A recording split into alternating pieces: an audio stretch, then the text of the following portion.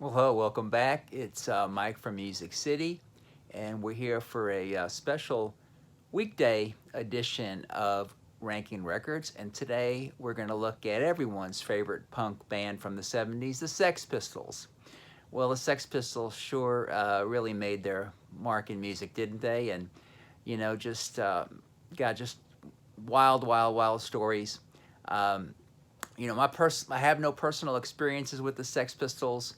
I did live in New York at the time when Sid Vicious was living there, and uh, you know, got to hear all that crazy stuff as it went down. But they only did that crazy tour in the U.S. where they played places where they would offend people. It's kind of funny when you think about it. They played in the Deep South. They played Atlanta. They played San Antonio and Dallas and Memphis, Baton Rouge. I think they played Tulsa, and then they finished up with their last show in at Winterland in San Francisco.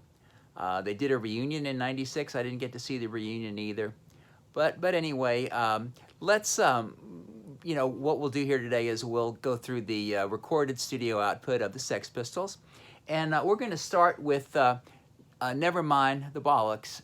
Here's the Sex Pistols, their debut record. A lot of craziness about the release of this record. If you just read the Wikipedia, it'll give you a headache about how it was supposed to be this, that, and the other thing. This is the U.S. version that came out on Warner Brothers with a pink cover. The UK copy actually had a yellow cover, I think, and it was on Virgin in the UK. But there was talk about not putting the hits singles on there, but they wound up being on there. God Save the Queen, Anarchy in the UK are on here. My personal favorite is Pretty Vacant. No Feelings, a pretty good song.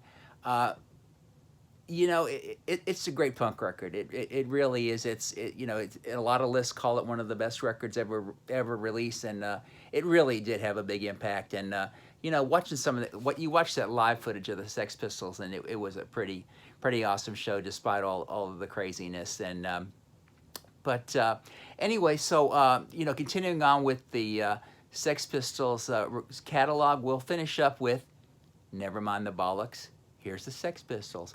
They only had one studio record. And to quote the famous last words of John Rotten from stage at Winterland in San Francisco, ever get the feeling you've been cheated? April Fools.